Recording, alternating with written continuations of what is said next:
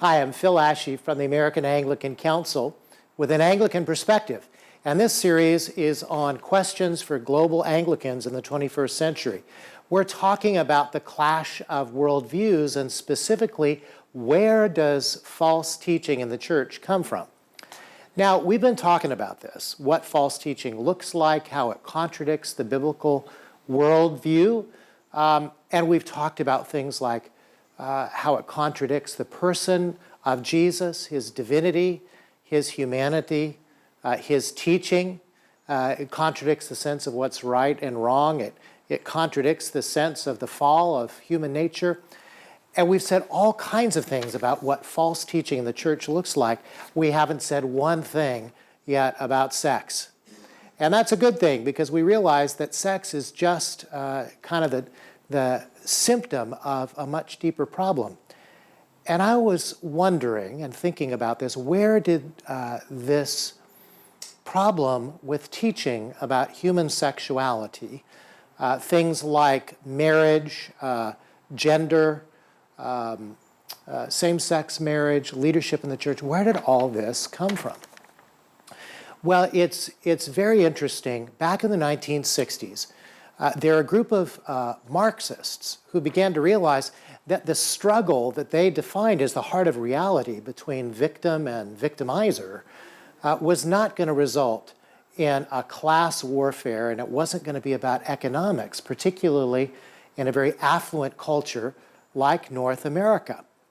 And so there was one named Herbert Marcuse from the Frankfurt School who wrote a book called Eros and Civilization.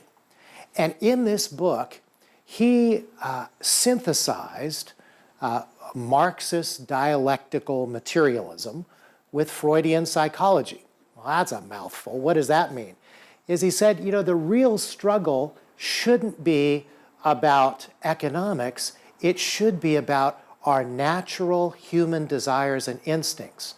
We live in a culture that is terribly repressive. And if only we could be free of this repression of our natural instincts, including sexual expressions of all kind, then we would be free indeed, and we would experience a kind of wonderful utopia. And we'd have the equivalent of communism, only culturally. Well, one of his famous statements was that today the fight against repression, the fight for eros, meaning erotic love, is the political fight. And isn't that true today? If you look at our culture, all the political fights on things having to do with eros, having to do with sexual expression. And in what context? You know, I walked into this as a freshman at Stanford University. I thought I was enrolling in a Western Civ class, which I thought was great because it was located in one dorm and it was reading all the classics. And I remember the first day I walked in, there were two lead professors. One was the head of Marxist economics. The other was a Freudian psychologist, a Freudian scholar. And it was a living incarnation of what Marcuse was doing, trying to synthesize Marxism and Freudian psychology.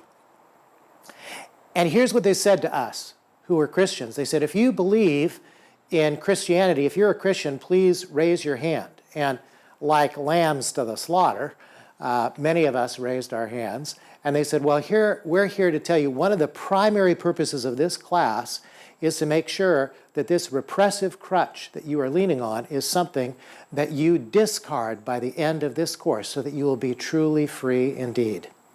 And I watched so many of my classmates who were actively seduced by the resident assistants who were also tutors in that class, who got involved in drugs, who got involved in all of the liberation and did not experience utopia, but lost their faith, lost a sense of the goodness of creation, lost a sense of human dignity.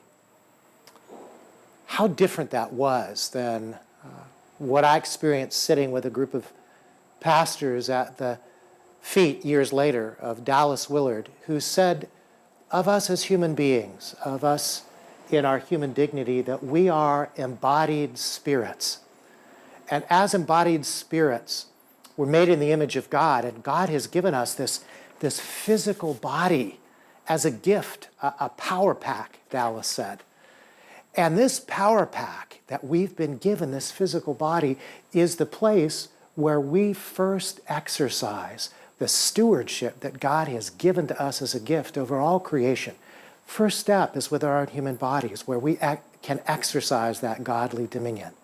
How totally different it is than that secular worldview and its view of sex as just another commodity, which ultimately takes away from the dignity of humanity.